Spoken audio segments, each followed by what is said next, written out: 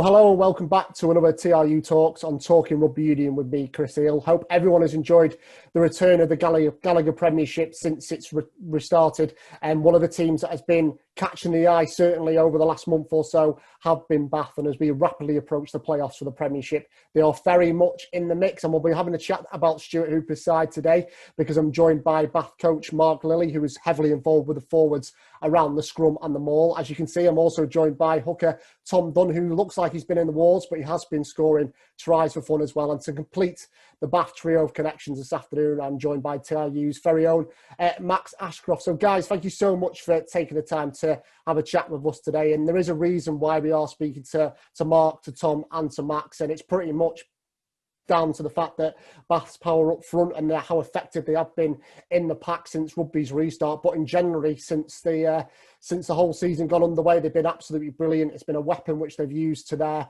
advantage, and it's hopefully going to take them to the top four and maybe even further as the season draws to a conclusion. So guys, as I've just said, thanks so much for taking the time to speak to us. And Mark, just to start with you, and I've mentioned there that the pack have been so effective for you guys this season, but is that something maybe you guys as coaches worked on a little bit more during the lockdown period, or is it just a fruition of everything you've been working on since the start of the season way back last October? Yeah, our set piece has always been really important for us. Hoops and Hats both kind of made it very clear that that's something we want to develop. You know, we want to be a dominant set piece that can, you know, also deliver ball to our backline. You know, we've got a lot of quality in the backline also. I think lockdown gave the coaches some good time to kind of reflect, look how we can move things on. So there's definitely been a few little adaptations and tweaks that we've made to make us technically and tactically better around what we want to do. Yeah, and you know, at the moment it's paying off. Still got a bit to go. I genuinely believe that. Like we've been working hard just out there a minute ago. You know, there's definitely adaptations and things we can grow within our forwards, but we're pleased with where we are at the moment. Yeah, and you talk about sort of the adaptations you've made, Mark, and I guess when you look back at some of the recruitment you guys did last summer, obviously you've got Tom sat next to you and Benno who have been at the club, but you're able to bring in your likes of Will Stewart, Lewis Boyce, Christian Judge. So has there been a bit of an emphasis since sort of Stewart took charge of that first full season for you guys to really use this as a platform for success?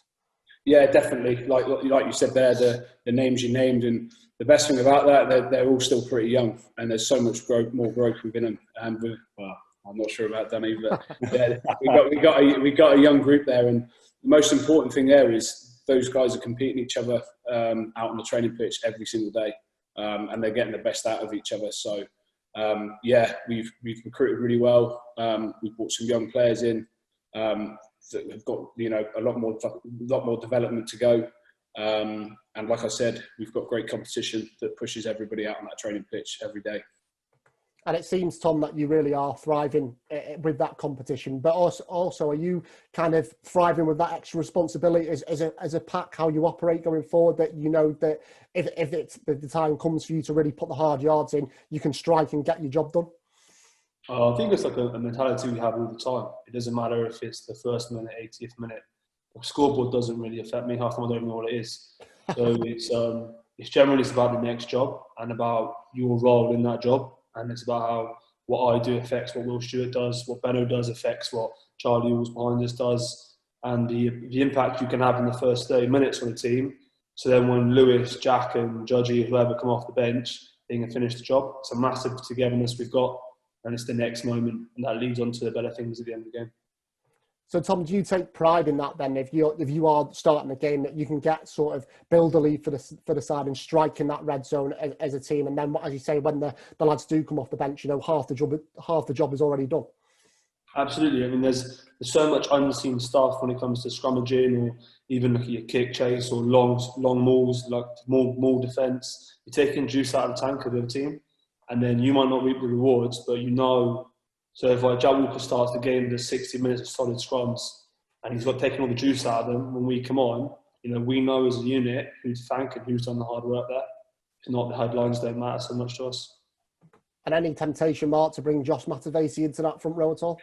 He's been talking about it a lot, mate, but nah, no chance. He's okay at throwing, but yeah, we're not sticking him in the scrum. No chance. And Max, I just wanted to talk about the combinations, and I don't think Josh will be involved in those combinations going forward. But Mark talked about sort of the combinations and the different competition within that front row and the pack in particular for Bath. So what's impressed you as a front row about how well they've operated this season? I think it's just nice seeing like you've got 6 young English lads that are doing so well and are competing all for that position, for that starting position. You can really tell in the way that they're playing. You know, I think a lot of teams have brought a lot of South Africans in, and you know, but ultimately having, you know, good English front rows is really nice to see. And, you know, obviously they've stayed injury free, and you can see that they're getting, you know, they're playing consistently all the time, and they're just going to get better and better, which is great to see. Yeah, and Mark, what Tom said there about no one, you're not bothered about who gets the headlines, I find quite an interesting point, because we have seen in recent weeks, you know, Ben Spencer and Rory McConaughey getting the headlines because of wonderful tries and wonderful bits of play. But what I found quite impressive in the forward pack is everyone seems to offer a little bit of something different. So you do have that extra dimension in the forward pack. So is that an extra string to your bow, if you like? So whoever you bring in, you have really good options to still be effective in that area. Yeah, definitely, mate. And I think that's key. You look at the competition we're in. You look at the last period of the kind of 7-8 weeks that we've had. You've got to use your depth in the squad, and it's massively important for us. Like, these boys are getting a lot of credit for the scrum, but if the back five don't put in the effort, both technically and from a kind of mindset and physical point of view, these boys won't reap the rewards for it. And you know, so these guys are getting the plaudits for it, but actually it's the work that our back five do. And yeah, like you said there, it's really important that we create that depth. It's really important that we don't rely on 1 or 2 people. We want to develop players at this club, and ultimately we want to create competition within the squad.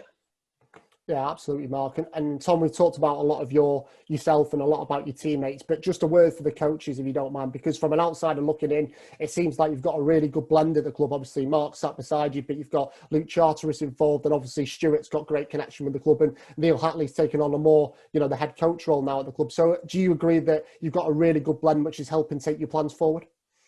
Yeah, I think we've got really good togetherness. So if you look at the coaches, like I actually trained with Lewis when he was here at Bath. Ryan Davis trained with him. I played with Hoops. I played with Charts. You know, Hats has been here for in and out 10 years now. But I think you know, like COVID was a tough time for a lot of people off the pitch. And as a club, we got tight. We got really tight.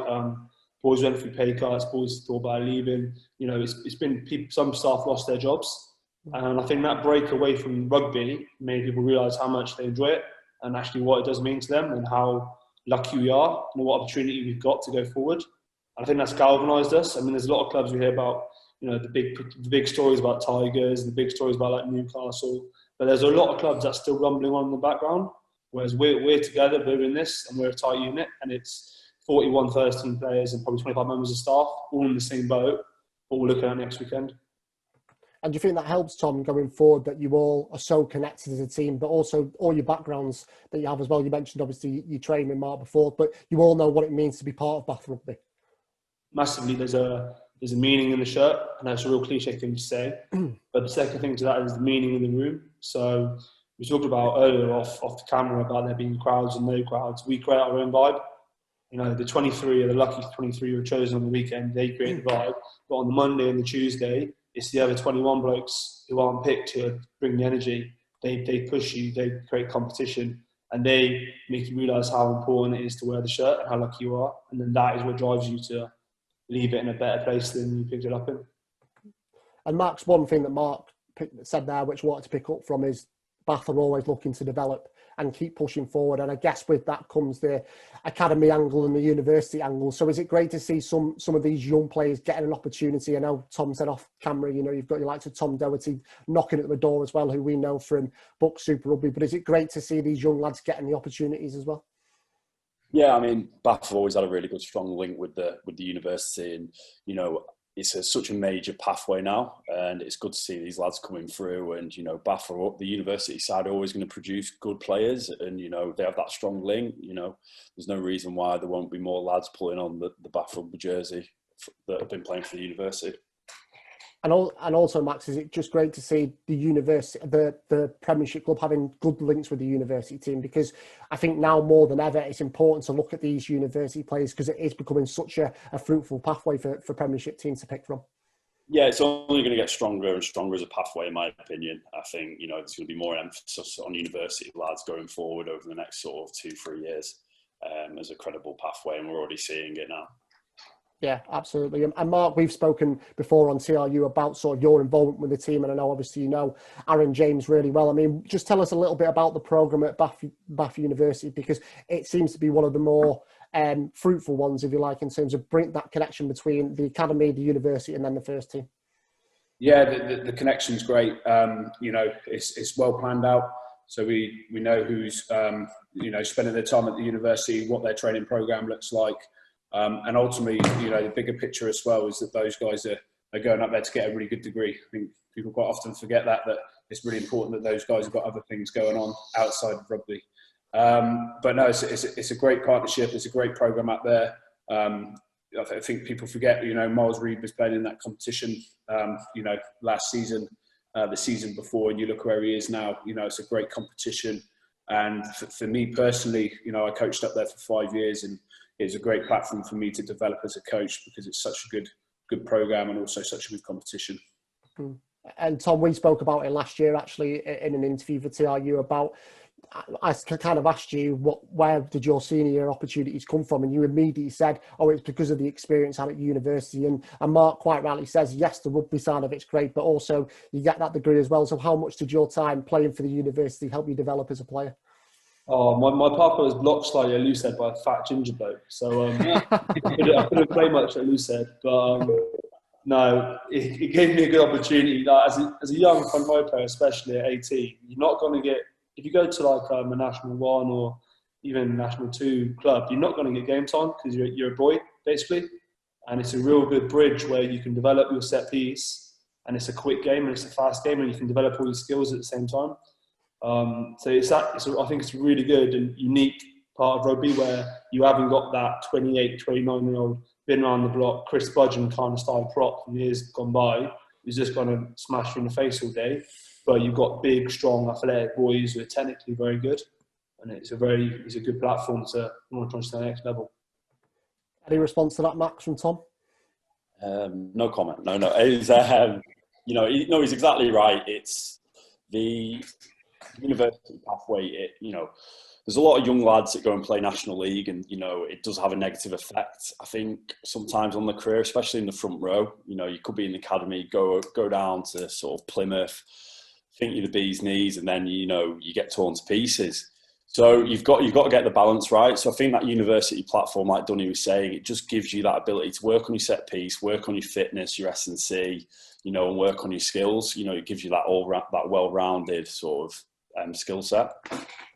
Yeah, definitely, Max. And just to bring it back to the here and now, Tom, obviously looking ahead to the conclusion of the Gallagher Premiership season, and you're going into a game against Gloucester on Tuesday night. But just to go back to that victory against Sale at the AJ Bell last Sunday, if you like, and it seemed, just judging by the celebrations from you guys at the end of the game, that meant a real lot to you guys. So how big a victory was that in the landscape of the rest of the season for you? Well, it's put the destiny of the league in our hands. So, before that game, we needed someone to drop a point, but now it's up to us, and we're in control, and that's the biggest thing. That's all you can ask for. That's all you can do. So we now got 2 games.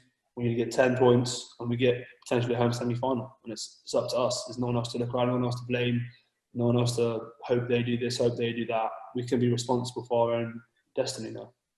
Yeah, and Mark, how nice has it been to kind of have a little bit more time with the players to work on a few things after that Sale game? Because obviously you would have been really pleased with the result, but you've been able to get probably a week and a bit before this Gloucester game to actually work on some things you might not have been able to do a few weeks ago. Yeah, it's been a unique challenge, and fair play to the boys. They've been absolutely outstanding. The way they've applied themselves since we've returned and over this 8-week period has been unbelievable. It's been actually pretty good for us. It makes us really focus on our game and how Bath Rugby want to play. So there's been some good lessons learned from that. But yeah, it's been really good. We've had our a first proper unit session today that we haven't been able to do over the past 7-8 weeks. And it's good, yeah, just to space the training out, space the content out for the boys a little bit, and yeah, just spend some more time on just the little bits that we want to tweak and improve. Yeah, absolutely. And just finally, Tom, looking ahead to Tuesday night against Gloucester, we know how tasty these West Country derbies can be, and you will have 1,000 fans in at the Rec on Tuesday night. But how important is it to obviously enjoy the occasion, but also focus on the clear situation you guys find yourselves in? Because, as you say there, it's in your hands, and if you get 10 points from the next 2 games, you're in the playoffs. Yeah, you know, we're focused on us, like Mark said. That's kind of what we do here. But it's just a real opportunity, like, to squeeze Gloucester. I mean, look at their result last week. They've got some big reliance on big players. We're just pile into those big moment players, see what we can get out of them, and then see how they respond. And keep putting our game into them. We know what we can do in the mauls. We know what we can do when our forwards take control of the ball. And we know what we can do to kick us the ball loosely. We've got a back three who are electric. So we're excited and ready for the opportunity. Yeah, definitely, Tom. Well, those 1,000 Bath fans heading to the Rec on Tuesday night should be in for a treat, because the side are playing extremely well at the moment. So many thanks to Tom, to Mark and to Max for their time this afternoon on TRU Talks. To Tom and Mark, good luck for the rest of the season, guys, and hopefully you get all the way to that Twickenham final. But that's been another episode of TRU Talks.